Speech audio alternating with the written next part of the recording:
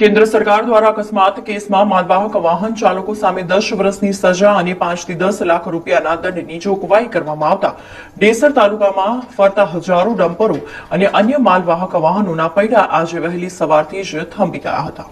કેન્દ્ર સરકાર દ્વારા જો કોઈ માલવાહક વાહનો ચલાવતા ચાલક દ્વારા અકસ્માત થાય તો તે કેસમાં સજાની જોગવાઈ વધારી દેવામાં આવતા વાહન ચાલકોમાં ભારે રોષની લાગણી જોવા મળી હતી। વાહન ચાલકોને સરકારે બનાવેલા નવા કાયદાની જાણ થતા પોતાના વાહનો ન ચલાવવાનો નિર્ણય લેતા ઉદલપુરથી ડેસર સાવલી વડોદરાનો દિવસ રાત ધમધમતા માર્ગ ઉપર ડમ્પરોના પૈડા થંભી જતા સુમસામ બન્યો હતો। વાહન ચાલકોનું કહેવું છે કે અમને મહિનાનો પગાર અંદાજે 7 થી 15 હજાર સુધી મળે છે અને કોઈ ચાલક જાણી જોઈને ક્યારેય અકસ્માત કરતું નથી।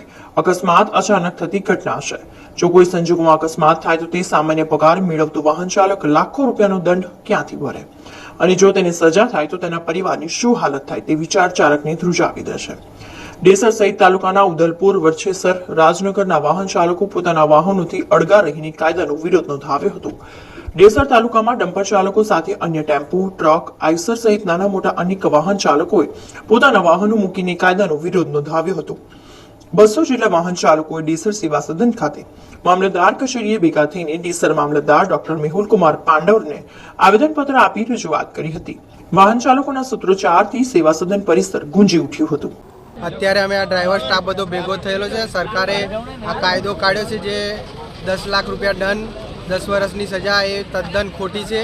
ડ્રાઈવરો પોતાનું ગુજરાન ચલાવવા માટે ગાડીઓ ચલાવે છે। જો અકસ્માત કોઈ જાણીને કરતું હોય તો એ ખોટી વાત છે, એ અજાણતા થાય છે। તો આ કાયદો ખોટો છે સદંતર માટે। અમે કોઈ ગાડી ચલાવવા તૈયાર નથી જો સરકાર કાયદો પાછો નહીં ખેંચે તો।